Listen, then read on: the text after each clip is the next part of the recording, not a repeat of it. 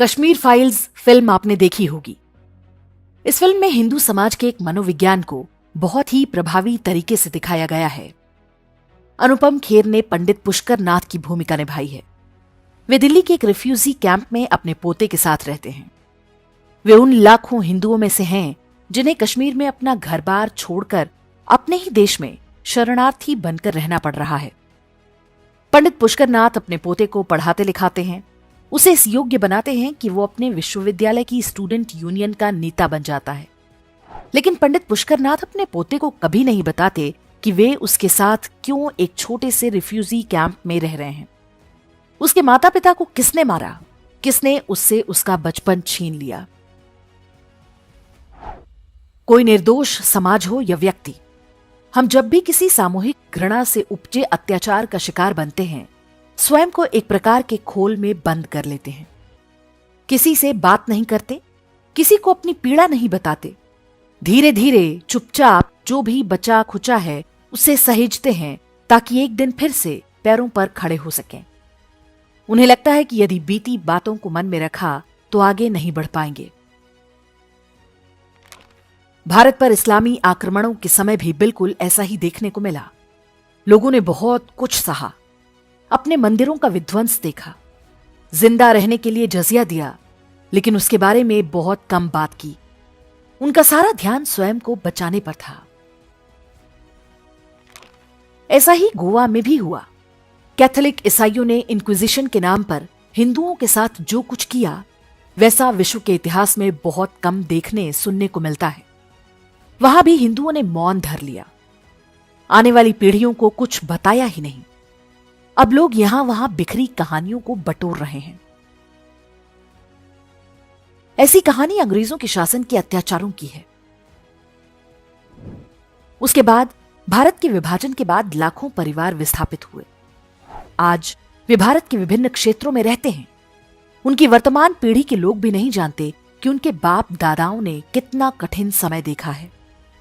सरकारों द्वारा उनके इतिहास को मिटाने का यथासंभव प्रयास किया गया, लेकिन उन विस्थापित हिंदू परिवारों ने स्वयं भी अपने बच्चों को बहुत कुछ नहीं बताया।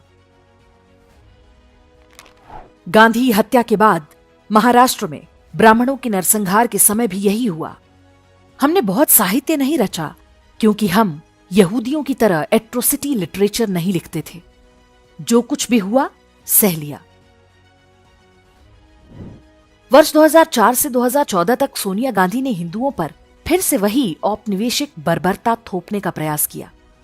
हिंदुओं के सबसे बड़े धर्मगुरु शंकराचार्य को अपराधियों की तरह जेल में बंद करवाया। पूरी धार्मिक व्यवस्था को तहस नहस करने का प्रयास किया। आतंकवाद के आरोप लगाकर बड़ी संख्या में साधु संतों को यातनाएं दिलवाईं।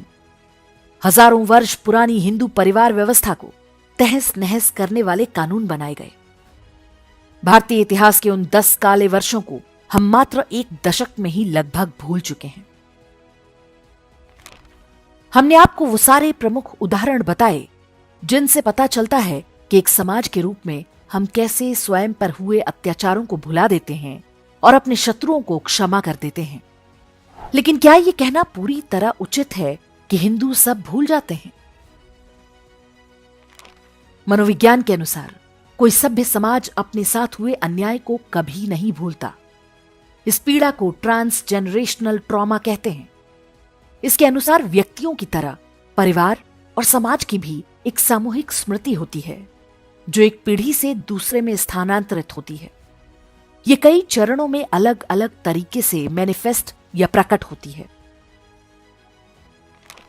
प्रसिद्ध मनोवैज्ञानिक रजत मित्रा ने कश्मीरी पंडितों पर हुए इस्लामी अत्याचार पर द इन्फिडल नेक्स्ट डोर नामक पुस्तक लिखी है। वे बताते हैं कि इतिहास में अत्याचार झेलने वाला कोई समाज पहले ये मानने से इनकार करता है कि उसके साथ कुछ गलत हुआ, लेकिन वो पीड़ा उसके अवचेतन में बहुत गहराई तक बैठी रहती है। वो उसके व्यवहार और व्यक्तित्व को प्रभावित करती है। भले ही वो अपने बच्चों को इस बारे में ना बताएं, लेकिन वो पीड़ा एक पीढ़ी से दूसरी पीढ़ी तक स्थानांतरित होती रहती है। ये क्रम तब तक जारी रह सकता है जब तक इस पीड़ा का कोई तार्किक हल या समाधान नहीं निकाला जाए। सैकड़ों वर्षों की गुलामी और विभाजन में हुए नरसंहार के बाद भारत जब स्वतंत्र हुआ, तब भी समाज की पीड़ा का कोई हल या समाधान निकालने के प्रयास नहीं किए गए। उल्टा हमें सेक्युलरिज्म और भाईचारे की घुट्टी पिलाई जाने लगी। उन्हीं लोगों के साथ सह अस्तित्व पर जोर दिया जाने लगा जिनकी आसमानी किताब हमारे अस्तित्व को ही नहीं मानती।